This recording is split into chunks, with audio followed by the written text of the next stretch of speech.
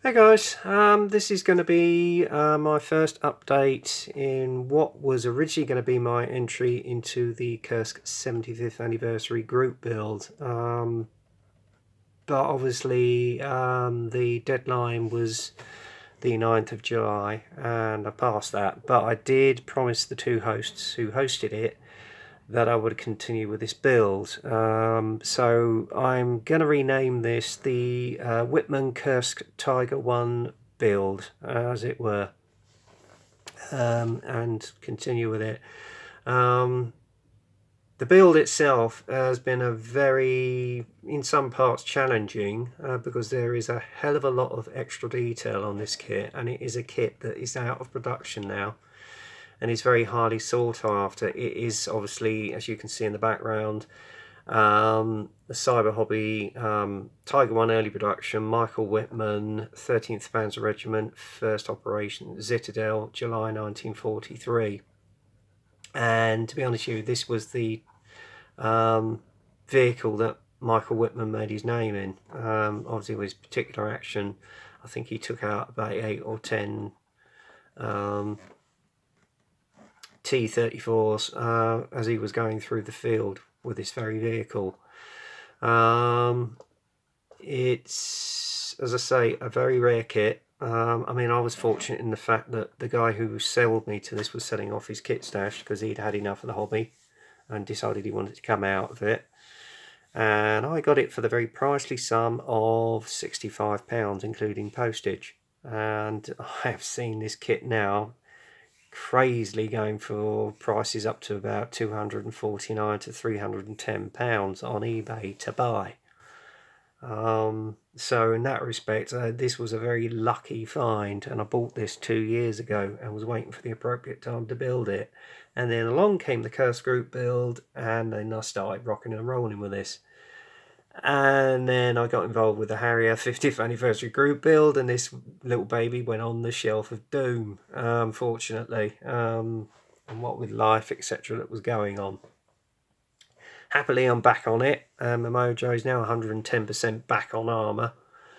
And as I say, this has been challenging, but a sheer joy to build in some respects. And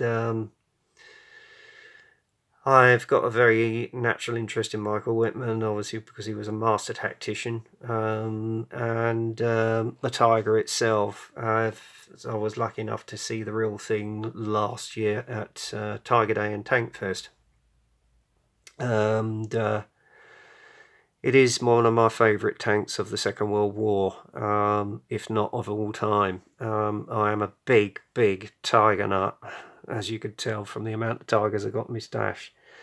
But this particular kit was one I was dreaming of getting, and then the chance came along and I just couldn't let it go, and I bidded for it, and bidded for it, and bidded for it, and then won through. So this was a master find, and it was a dream come true to get into my stash, and I was just waiting for the, as I say, the appropriate time for it to be built, and along came the Kursk Group build. So I thought, right, this is the time to build the Kursk Tiger of Michael Wittmann's. As I say, the kit itself, the build, yes, it was challenging. The fact that it had the old dragon card with uberous amounts of photo etch on it. Not all of it I used. Some of it I did, and unfortunately the Carbon Monster ate it up. And some of it was just so tiny minute, I just didn't have the confidence to actually add it to the kit. So I used spare plastic parts from the previous 3 Tigers I built in order to complete this build.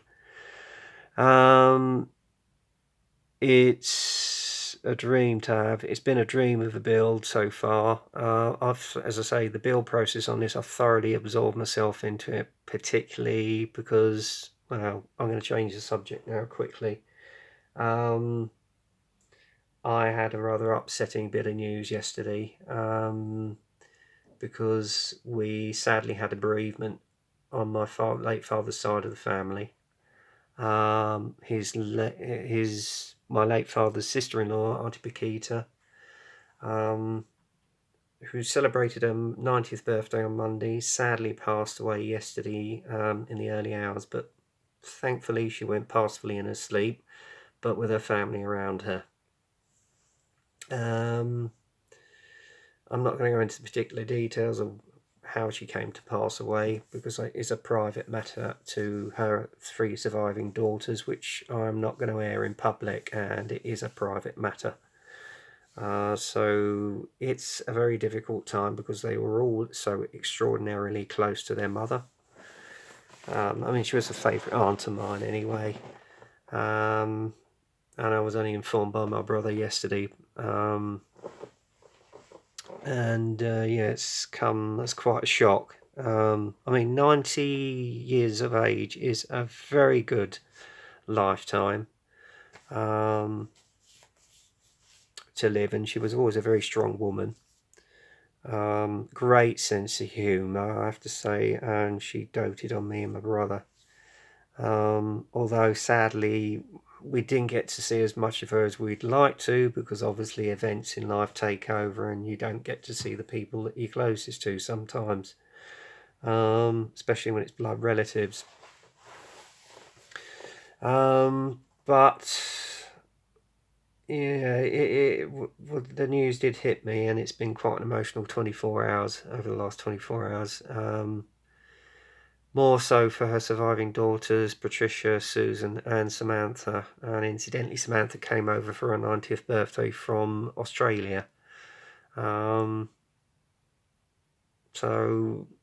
obviously my thoughts are very much with them at this time. And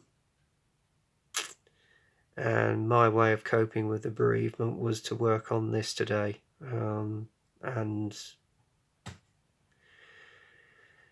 it certainly puts things into perspective about the people that you're closest to and the people that you love that are around you, and it makes you realise that you cherish them more.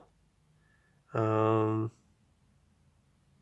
it certainly sort of puts things into perspective, because you never know what's around the corner, so you must make the most of the time that you've got with your loved ones.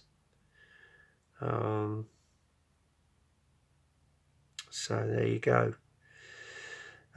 So it's been a bit of a difficult time, not only for our daughters, but obviously for the rest of the family, and particularly myself.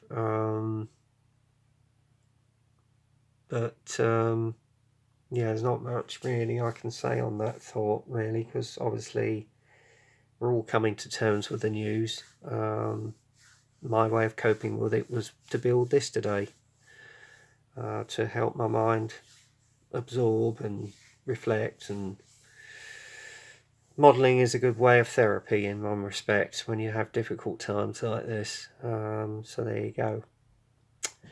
Anyway, getting back to the actual update, the side skirts, as you can see, I've actually cut and removed one section of it, because on tigers they used to get heavily dented and damaged, and sometimes they just used to remove them whilst on the field.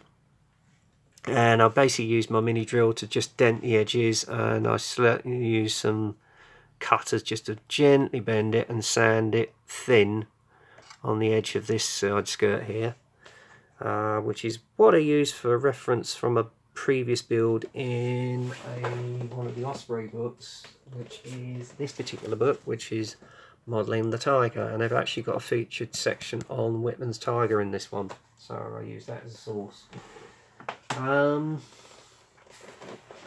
And other sources I've got of my books in my source material on the Tiger. The tracks and the wheels are just dry fitted at the moment. I've just used blue tack to keep the wheels in. Just to give you an overall impression what the actual kit will look like once it's fully completed. I mean, after I've done this update, obviously I'll remove the wheels and the tracks, and then obviously the whole kit's going to get into primer and paint. And then obviously the next process is that I've got a set of figures that I'm going to build. But I'll go into that in a minute. I mean, generally, as I say, the detail on this kit is exceptional. I didn't use all the etched brass parts on this. The back, as you can see here, is faithfully reproduced with me bending the edges of the exhaust shrouds, because I used to get bent with the heat, and it was only thin sheet metal after all. And with the firefalls themselves, I've put some shell holes in them and in the actual exhaust shrouds. Indentations along the side of the hull where shells would bounce off, because obviously it's had a very thick armour plating on the vehicle and also on the turret. And I've also got a little indentation here on the turret bin, as well as on the front mantlet just on the side here, and obviously on the frontal armour plating. I didn't go to the same extent that I did with the initial Tiger build, because obviously Wittmann hadn't had this vehicle very long, so it was still a relatively new vehicle for him when he got involved with his action at Prokhorovka, which was part of Operation Citadel, and it was where he actually made his name. He was first decorated for his action, where I think he took out 8 or 10 T-34s as he was going through the field, so that's impressive. And he was a master tactician, so you know, there you go.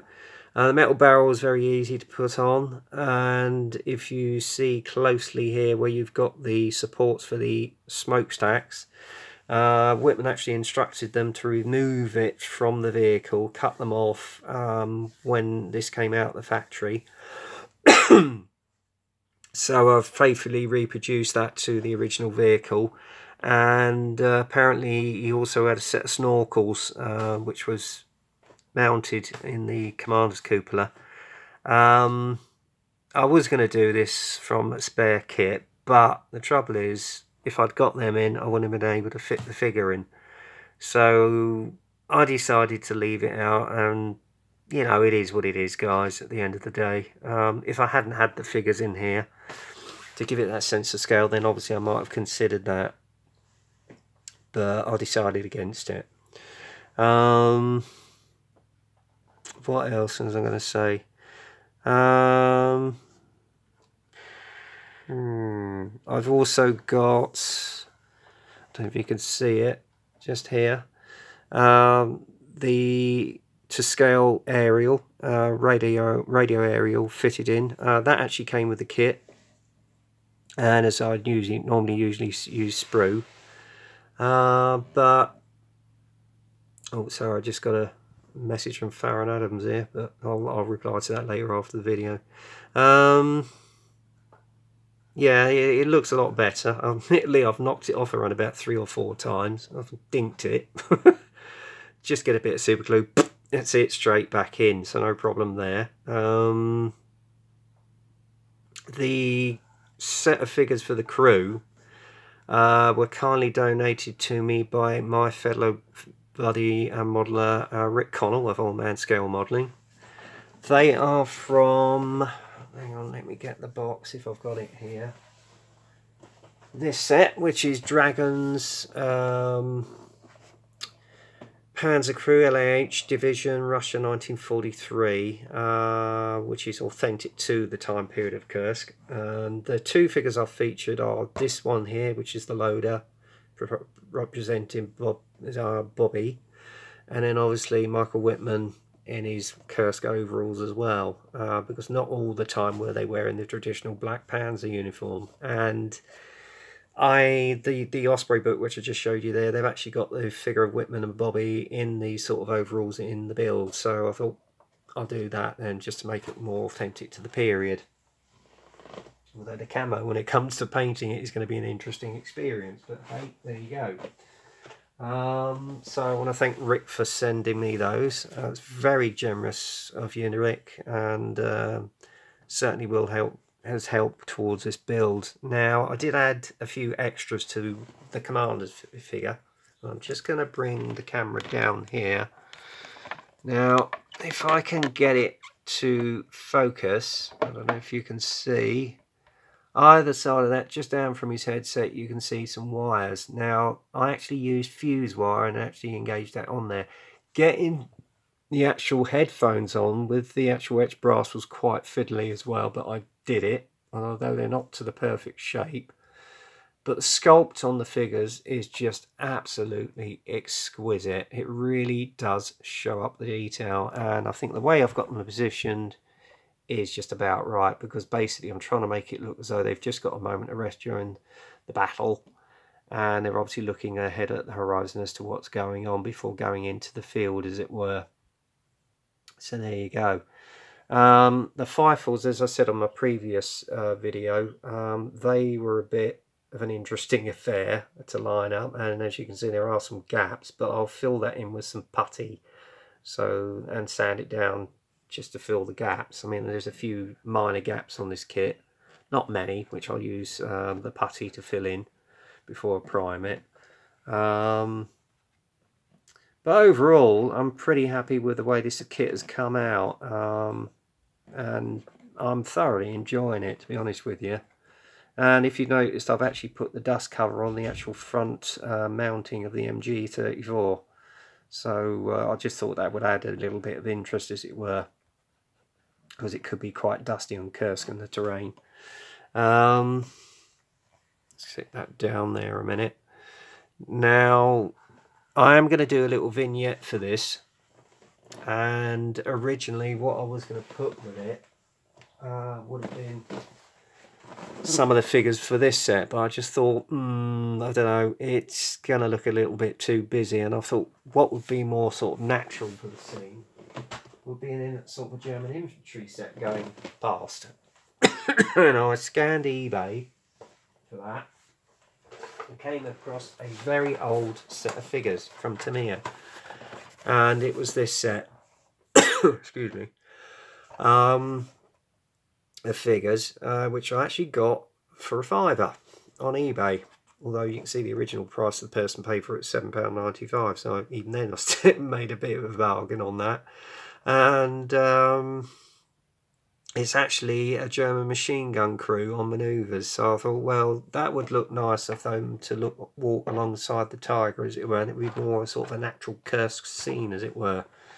But what I'm going to do, I'll build these up over the course of the weekend, possibly more likely Sunday, because I'm going to be at a 50th birthday party Saturday night of an old friend of mine's, so I doubt I'm going to get much time on the bench on Saturday, and I'll probably be feeling a little bit delicate on Sunday. So there you go. And that, guys, is just about it for the time being. I certainly hope you like what you see. I mean, as I say, I'm very, very pleased the way this is going so far. This is going to be my 4th Tiger I've built of the Cyber Hobby Dragon Clan. It is a classic kit. I mean, if you can get hold of one at a bargain price and manage to be lucky enough to get one at a bargain price, or you're prepared to pay the money that some of these dealers are blooming paying, yeah, it is quite a highly detailed kit. You do get the old Dragon card with plenty of goodies on it, including the metal barrel and some of the tool clamps, etc. And you're more advanced than I am, then go for it. I would heartily recommend this kit. Yeah, as I say, I'm pretty happy with it so far. So it's pretty much cool beans, as it were. Yeah. Anyway, guys, I'm going to finish now at around about, I'm getting on for about 19 minutes now. I think I've waffled on enough. I will do a further update a little later. It's probably going to be a very short one. Once I've actually got the figures built up and filled out, I'll do sort of a quick plan of what I'm going to lay the vignette out like. So you get a rough idea, really, and then is on to the filling, priming and painting stage. Anyway, I'm going to finish now. So, you know, considering what's happened, you know, just stay close to your families, make the most of your time with your loved ones, because you don't know how long they've got on this earth. Cherish every moment you've got with them, really. So keep on those great builds out there, guys. I mean, the standard and the quality of some of the builds and the video builds I've seen lately are just like, wow. So keep up the good work. It really does inspire me. So there you go. Anyway, that's it for me for now. So until the next time, get kit crazy, happy modelling, and I'll speak to you all soon, and take care.